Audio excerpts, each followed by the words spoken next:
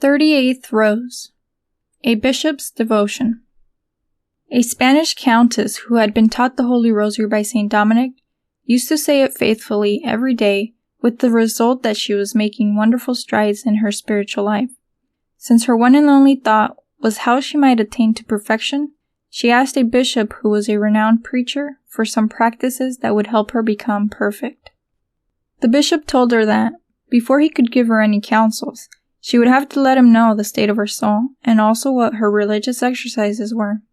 She answered that her most important exercise was the Holy Rosary, which she said every day meditating on the joyous, sorrowful, and glorious mysteries, and that her soul was greatly helped by so doing. The bishop was overjoyed to hear her explain what priceless lessons the mysteries contain. "I have been a doctor of theology for 20 years, he exclaimed, "and I have read many excellent books on various devotional practices.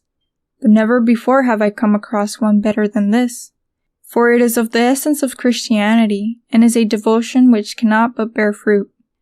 I shall follow your example, and from now on I shall preach the Rosary."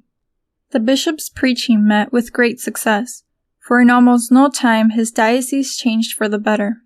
There was a notable decline in immorality and worldliness of all kinds, as well as in gambling.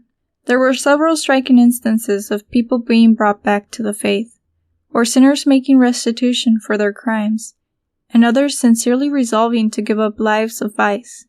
Religious fervor and Christian charity began to flourish. These changes were all the more remarkable, because this bishop had been striving to reform his diocese for some time, but with hardly any results. To better inculcate devotion of the Rosary, the bishop also wore a beautiful rosary at his side, and always showed it to the congregation when he preached. He used to say, "My dear brethren in Jesus Christ, I am a doctor of theology and a doctor of canon as well as civil law. But I say to you, as your bishop, that I take more pride in wearing Our Lady's Rosary than in any of my episcopal regalia or academic robes.